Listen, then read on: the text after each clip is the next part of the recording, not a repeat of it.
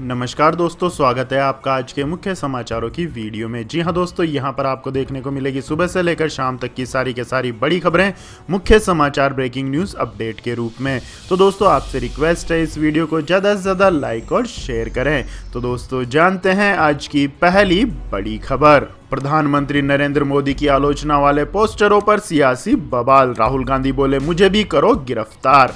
जी हां दोस्तों, प्रधानमंत्री नरेंद्र मोदी की आलोचना करने वाले जिन पोस्टरों को लेकर दिल्ली में शनिवार को 25 लोगों को गिरफ्तार किया गया, उन पोस्टरों को कांग्रेस सांसद राहुल गांधी और कांग्रेस महासचिव प्रियंका गांधी ने भी शेयर किया है।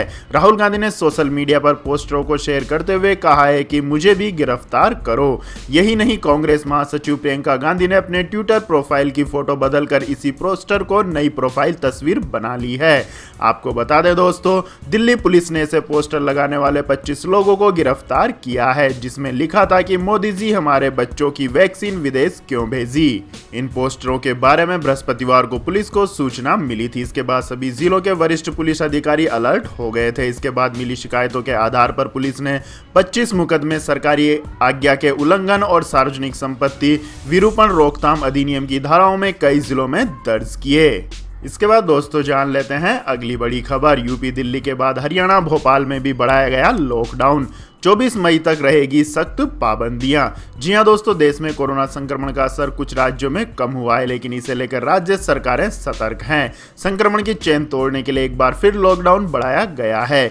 उत्तर प्रदेश, दिल्ली, हरियाणा और भोपाल में भी 24 मई तक इसकी अवधि बढ़ा दी है। जरूरी सेवाओं के लिए पहले की तरह छूट जारी रहेगी। कोरोना की दूसरी लहर में संक्रमण की रफ्तार को देखते हुए राज्य सरकारों ने लॉकडाउन बढ़ाने का फैसला लिया है। 3 मई से चल रहा लॉकडाउन अब 17 मई तक बढ़ाया गया। राज्य के गृह एवं स्वास्थ्य मंत्री अनिल विज ने ट्वीट कर महामारी अलर्ट बढ़ाने की जानकारी दी है। ट्वीट करते हुए उन्होंने लिखा है कि इस बार लॉकडाउन में और सख्ती बरती जाएगी। वहीं मध्य प्रदेश के भोपाल में भी कोरोना के केसों की संख्या को देखते हुए कर्फ्यू बढ़ाने का निर्णय लिया गया है। जिला कलेक्टर अविनाश लवानिया ने कहा है कि वर्तमान की परिस्थितियों को देखते हुए कोरोना कर्फ्यू का समय बढ़ाया गया है। अब 17 को समाप्त हो रहे कोरोना कर्फ्यू अब 24 तारीख को सुबह 6 बजे तक के लिए बढ़ा दिया गया। इसके साथ ही पहले जो जरूरी सेवाओं के लिए छूट थी वो पहले की तरह जारी रहेंगी। इसके बाद दोस्तों, जान लेते हैं अगली खबर। गांव में संक्रमण रोकने के लिए नई गाइडलाइन जारी। स्क्रीनिंग और क्वारंटीन पर है जोर। जी हां दोस्तों, देश भर में कोरोना वायरस की दूसरी लहर का प्रकोप जारी है। दूसरी लहर में महामारी ने शहरों के साथ साथ ग्रामीण और आदिवासी क्षेत्रों में भी अपने पैर पसार लिए हैं। ऐसे में केंद्र सरकार ने गाँव और आदिवासी क्षेत्रों के लिए अलग से गाइडलाइन जारी की है ताकि इसका संक्रमण रोका जा सके।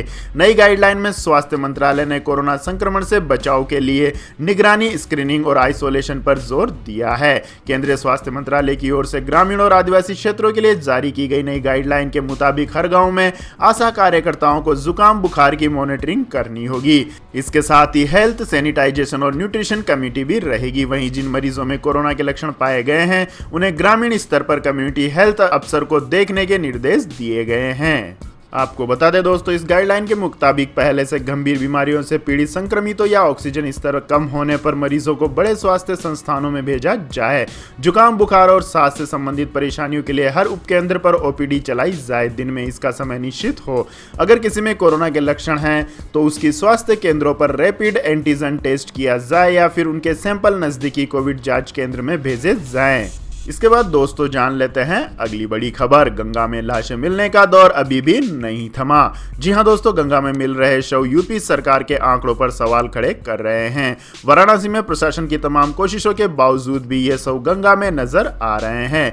पुलिस और जो लोग गंगा में शव डाल रहे हैं उनके बीच आंख मिचोली का खेल चल रहा है। लेखपाल जीतलाल चौधरी ने कहा है कि मुनादी भी कराई जा रही है कि कोई लाश नदी में ना फेंके। अगर वह किसी कारण अंतिम संस्कार का खर्च जुटाने में असक्षम है तो उसकी पर्याप्त व्यवस्था कराई जाएगी।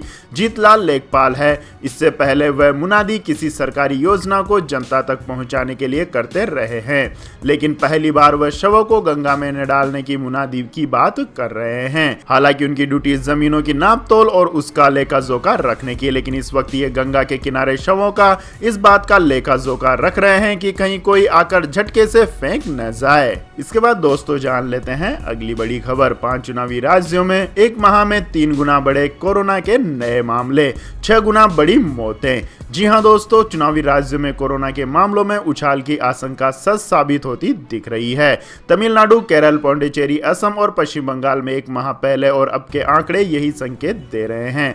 15 अप्रैल से 15 मई की तुलना करें तो इन 5 राज्यों में कोरोना के कुल मामले 3 गुना बढ़ गए हैं, जबकि मौतों का आंकड़ा तो 6 गुना तक बढ़ गया है। विधानसभा चुनाव की बात करें तो असम, बंगाल, तमिलनाडु, पौंडीचेरी और केरल में 15 अप्रैल को कुल कोरोना के केस 26,594 थे, जो अब बढ़कर 92,794 तक पहुंच गए हैं। जबकि 15 अप्रैल 2021 को इन 5 राज्यों में कोरोना से हुई कुल मौतों की बात करें तो कुल 112 मरीजों ने दम तोड़ा था और अब यह संख्या बढ़कर 626 तक पहुंच गई है। आपको बता दें दोस्तों, देश में 15 मई को 3.26 लाख के करीब कोरोना केस सामने आए थे और इस हिसाब से करीब 29% मामले इन राज्यों में मिल रहे हैं। देश के 10 सबसे ज्यादा कोरोना प्रभावित राज्यों में वो 3 प्रदेश शामिल है जहां हाल ही में विधानसभा चुनाव संपन्न हुए हैं। ये राज्य केरल, तमिलनाडु और पश्चिम बंगाल है। तमिलनाडु में 15 मई को 33,658 केस मिले थे और वो कोरोना प्रभावित राज्यों में तीसरे स्थान पर है, जबकि 32,680 कोरोना केसों के साथ केरल चौथे पायदान पर बना हुआ है।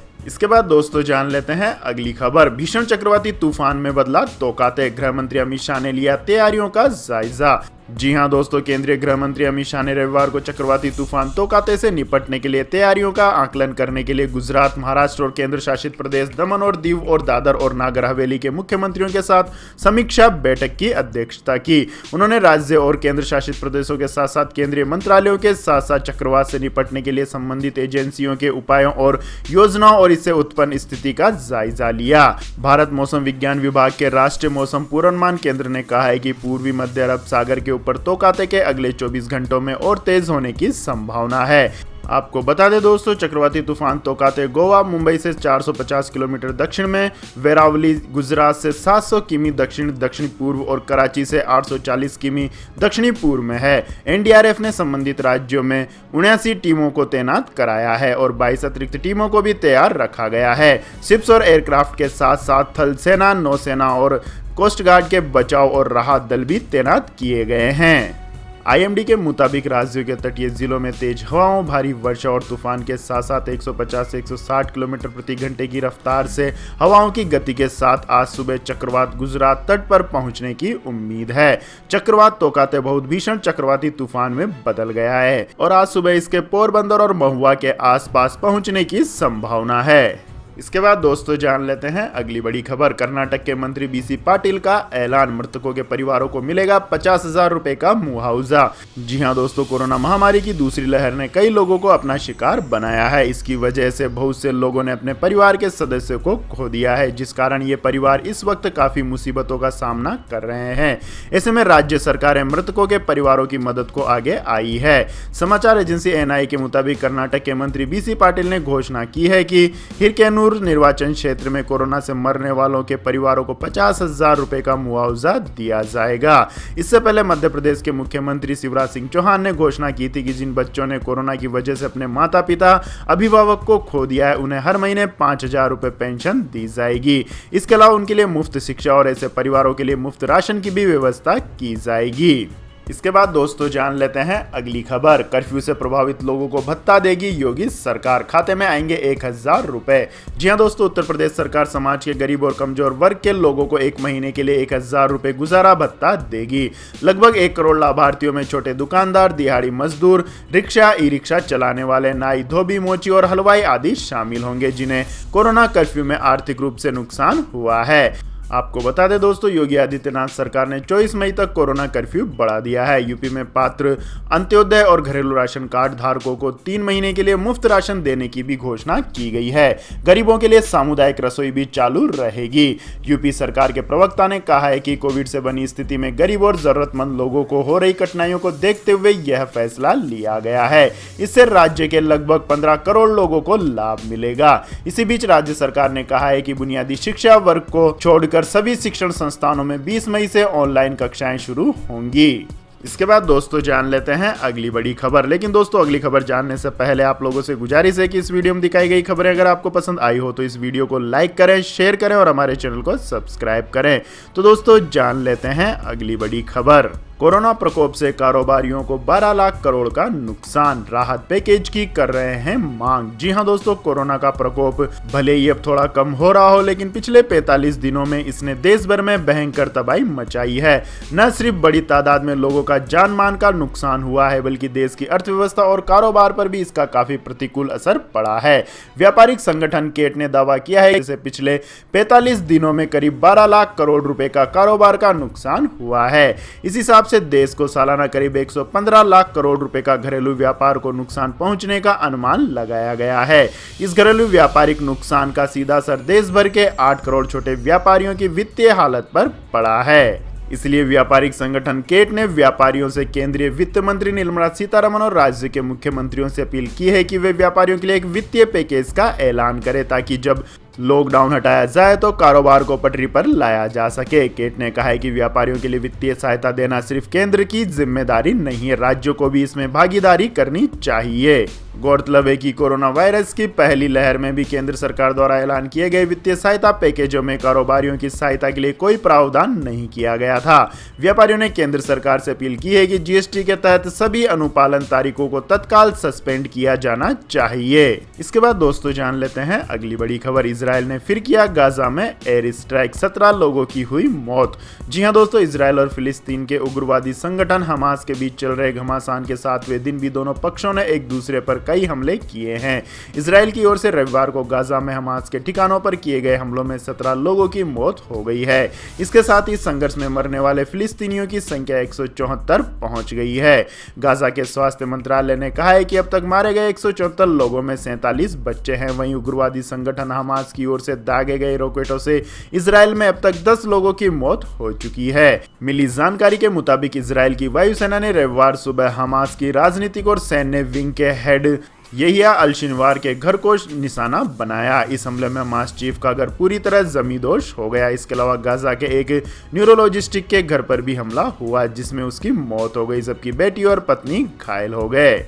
वहीं आतंकी संगठन हमास ने भी इजराइल के तेल अवीव शहर पर ताबड़तोड़ रॉकेट हमले जारी रखे। दोनों पक्षों में बढ़ते जा रहे तनाव को देखते हुए अमेरिका, संयुक्त राष्ट्र संघ और इजिप्ट कोई बीच का रास्ता निकालने की कोशिश में लगे हैं। हालांकि उन्हें अब तक कोई सफलता नहीं मिल पाई। इसके बाद दोस्तों जानते हैं अगली खबर। गाजा में इजरायली एयर स्ट्राइक से यूएन परेशान, कहा इसे हर कीमत पर रोकना चाहिए। जी हां दोस्तों, संयुक्त राष्ट्र के महासचिव एंटोनियो गुतेरेस उस इजरायली हवाई हमले से बेहद परेशान है जिसमें गाजा शहर में कई ऊंची इमारतें ध्वस्त हो गई।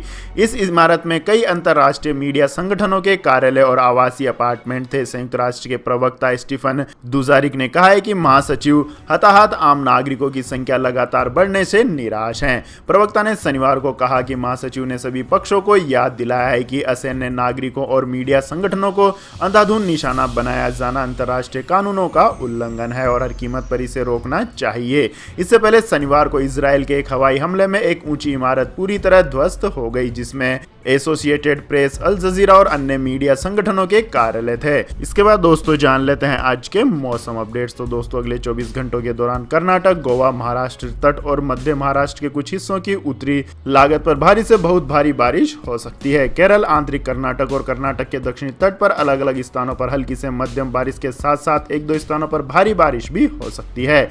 वहीं आंतरिक तमिलनाडु, तटीय आंध्र प्रदेश के कुछ हिस्सों, गुजरात, असम और मेघालय के दक्षिणी इलाकों में हल्की से मध्यम बारिश हो सकती है।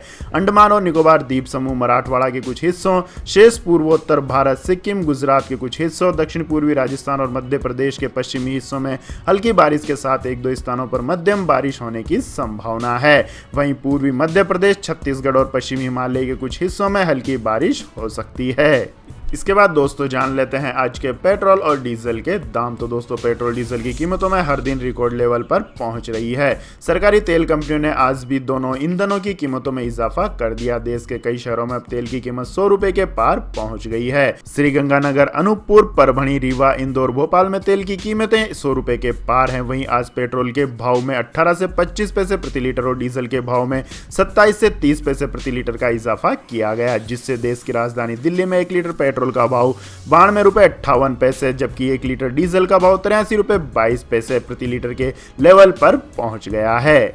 इसके बाद दोस्तों जान लेते हैं अगली खबर। हाई स्पीड इंटरनेट के लिए एलन मस्क की गूगल के साथ डील, जियो को लग सकता है जोरदार झटका। जी हां दोस्तों, Elon Musk high speed internet service उपलब्ध कराने की दिशा में तेजी से काम कर रहे हैं। इसी को रफ्तार देने के लिए एलन मस्क की तरफ से गूगल के साथ साझेदारी की गई है। इसका ऐलान खुद गूगल की ओर से किया गया है। इस साझेदारी के तहत गूगल की ओर से स्टारलिंक सैटेलाइट को कंप्यूटिंग और नेटवर्क रिसोर्स उपलब्ध कराया जाएगा। दरअसल स्पेसएक्स की तरफ से गूगल डेटा सेंटर पर ग्राउंड स्टेशन इंस्टॉल किया जाएगा, जिससे स्पेसएक्स की सैटेलाइट से कनेक्ट किया जाएगा। इससे आने वाले दिनों में दुनिया के किसी भी कोने में हाई स्पीड इंटरनेट मौजूद रहेगा।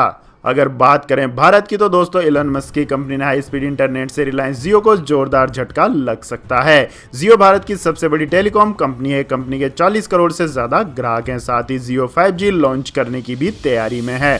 हालांकि रिलायंस जियो के गढ़ में एलन मस्क की ओर से satellite based high speed internet service उपलब्ध कराने का काम किया जा रहा है। इसके लिए प्री रजिस्ट्रेशन भी शुरू हो गया है। साथ ही इसे भारत में साल के अंत तक लॉन्च भी किया जा सकता है, जो जियो के लिए मुसीबत खड़ी करने वाला होगा। इसके बाद दोस्तों जान लेते हैं अगली बड़ी खबर। असम में उल्फा ने कोरोना के चलते संघर्ष विराम का किया ऐलान। सीएम ने की शांति पहल की सराहना। जी हां दोस्तों, प्रतिबंधित उग्रवादी संगठन उल्फा आई ने कोरोना संक्रमण के चलते 3 माह के लिए एक तरफा संघर्ष विराम का ऐलान किया है। उधर उल्फा की इस पहल पर मुख्यमंत्री हेमंत बिस्वा शर्मा ने कहा है कि इससे शांति के लिए प्रदेश में अनुकूल माहौल बनेगा। उग्रवादी संगठन के commander in chief Paresh Barua ने मीडिया को भेजे ईमेल में कहा है कि संघर्ष विराम तत्काल प्रभाव लागू हो गया है और उसका संगठन 3 महीने तक किसी भी तरह के ऑपरेशन से दूर रहेगा। बरुआ ने कहा कि प्रदेश के लोग कोरोना महामारी से दिक्कतों से जूझ रहे हैं। इसी के चलते हमने अगले 3 महीनों तक किसी भी तरह की गतिविधियों से दूर रहने का फैसला किया है। बरुआ ने तिंगराई में हुए ग्रेनाइट हमले में अपने संगठन का हाथ होने से भी इनकार किया है। इस हमले में एक व्यक्ति की जहां मौत हो गई थी, वहीं 2 लोग घायल हुए थे। बरुआ ने कहा है कि यह बहुत ही दुर्भाग्यपूर्ण इस कठिन समय में सुरक्षा बलों से जुड़े लोग संगठन को बदनाम करने की कोशिश कर रहे हैं। इसके बाद दोस्तों जान लेते हैं अगली बड़ी खबर। भारत सरकार और केयर्न्स एनर्जी के बीच टैक्स विवाद गहराया। कंपनी ने एयर इंडिया की संपत्ति जब्त करने के लिए शुरू की कानूनी प्रक्रिया। जी हां दोस्तों, ब्रिटेन की केयर्न्स एनर्जी पीएलसी ने अमेरिका की एक अदालत में मुकदमा दायर किया है। इस मुकदमे में अगर कंपनी का पक्ष स्वीकार कर लिया जाता है तो उसे एयर इंडिया की विदेश स्थित संपत्तियों को जब्त करने का अधिकार मिल सकता है। इसमें कंपनी के विमान समेत अन्य संपत्तियां शामिल है। एक अंतर्राष्ट्रीय विवाद निपटान न्यायाधिकरण ने केयर्न्स एनर्जी और भारत सरकार के टैक्स विवाद मामले में कंपनी के पक्ष को सही ठहराया था। न्यायाधिकरण ने भारत सरकार को निर्देश दिया था कि वह केयर्न्स एनर्जी को कुल 1.72 अरब डॉलर यानी कि करीब 12,000 करोड़ रुपए से अधिक लौटा दे। हालांकि सरकार ने इस फैसले को अपने संप्रभु अधिकारों में दखल मानते हुए इसके खिलाफ अपील की है। इस पूरे घटनाक्रम से जुड़े सूत्रों ने बताया कि केयर्न्स ने न्यूयॉर्क के दक्षिणी जिला अदालत में 14 मई को एक याचिका दायर कर एयर इंडिया की संपत्ति जब्त करने की इजाजत मांगी है। सूत्रों के मुताबिक भारत सरकार ने भी इस मामले में अपना पक्ष रखने के लिए अदालत में अधिवक्ताओं के एक दल को नियुक्त किया है। तो यह थी दोस्तों आज की सभी महत्वपूर्ण बड़ी खबरें। और दोस्तों बारी आती है आज के माइंड क्विज क्वेश्चन की, जिसका जवाब देकर आप बन सकते हैं एक शानदार उपहार के विजेता। तो दोस्तों आज का सवाल है, नेपाल के नवनियुक्त प्रधानमंत्री का नाम क्या है? जी हां दोस्तों, अगर आपको इस सवाल का जवाब आता है तो तुरंत कमेंट सेक्शन में लिख दीजिए। इस वीडियो को लाइक कीजिए, शेयर कीजिए और हमारे चैनल को सब्सक्राइब करके बेल आइकन का बटन भी दबा लें। धन्यवाद। जय हिंद, जय भारत, वंदे मातरम।